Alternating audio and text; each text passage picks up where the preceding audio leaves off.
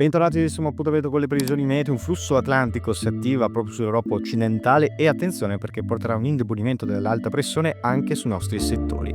E quindi avremo l'arrivo di prime precipitazioni proprio sui settori del versante tirrenico, dapprima nella serata di lunedì sulla Sardegna e poi in estensione anche verso il Piemonte, sulla Lombardia, su tutto il versante tirrenico. In modo particolare avremo delle precipitazioni più consistenti nella giornata di martedì proprio sulla Sicilia, e infatti dopo aver visto la situazione con qualche prima pioggia a carattere debole nel corso della serata di lunedì, ecco martedì.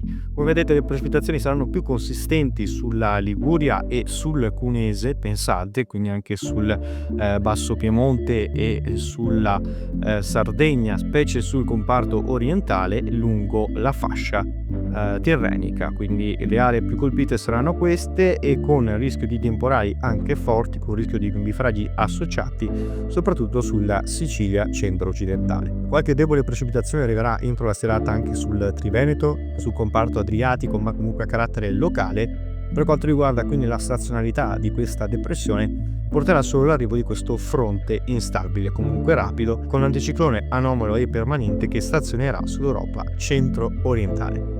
E questo non favorirà quindi ondate fredde. Continueremo a vedere la persistenza dell'anticiclone anomalo sempre sull'Europa orientale, in modo particolare con qualche ultima pioggia debole al mattino nel corso della mattinata quindi di mercoledì, che agirà al nord. Avremo spesso nuvolosità frequente, avremo ancora delle nubi basse, delle foschie soprattutto sulla Valpadana centro-occidentale e qualche ultima precipitazione fino al mattino che raggiungerà quindi le zone come Cagliari, quindi la Sardegna meridionale in modo particolare.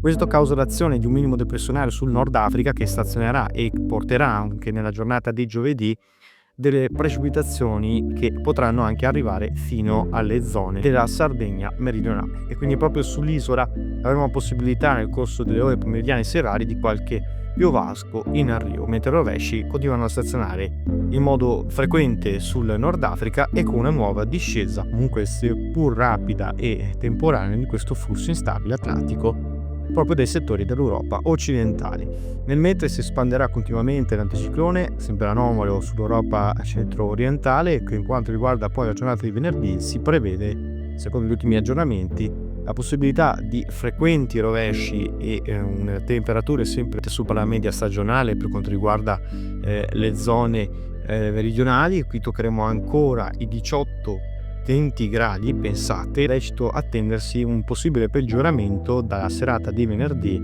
a partire dai settori meridionali, quindi la Sicilia potrà vedere una nuova fase instabile per la risalita di questa depressione sulla Tunisia.